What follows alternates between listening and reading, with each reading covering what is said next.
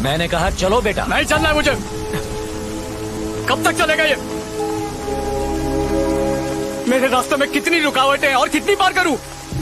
बार बार कोशिश करता हूँ, हिम्मत जुटाता हूँ, पर जब कुछ मिलना ही नहीं है तो कोशिश करूं ही क्यों मैं कभी कुछ नहीं बन सकता हूँ। एक कदम भी बढ़ाता हूँ तो मुंह के बल गिरता हूँ। मेरे लिए वो टीवी सेंटर का जॉब भी बिल्कुल सही था। इस दुनिया में मेरी औकात ही क्या है? सुबह उठ के दांत घसो, दोपहर में दारू पियो और रात को पड़ जाओ।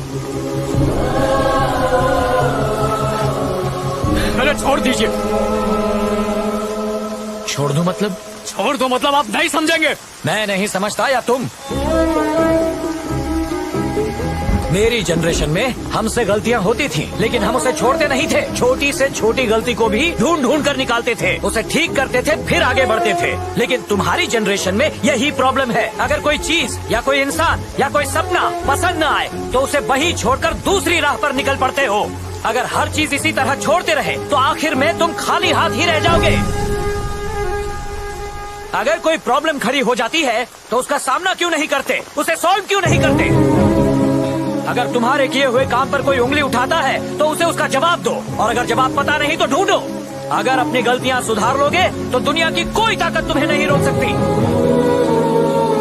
सालों से भगवान की पालकी का बोझ अपने कंधे पर उठाता रहा, लेकिन तुम्हारी जिम्मेदारी का बोझ मुझ पर से अब तक नहीं उतरा। तुम्हारा बोझ नहीं उठा पा रहा, जबकि भगवान का बोझ भी हंसते हंसते उठा लिया मैंने।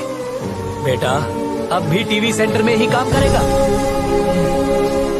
इंसान की प्यास कितनी ही बड़ी क्यों न हो, वो उसे अपने आंसुओं से नहीं बुझा सकता।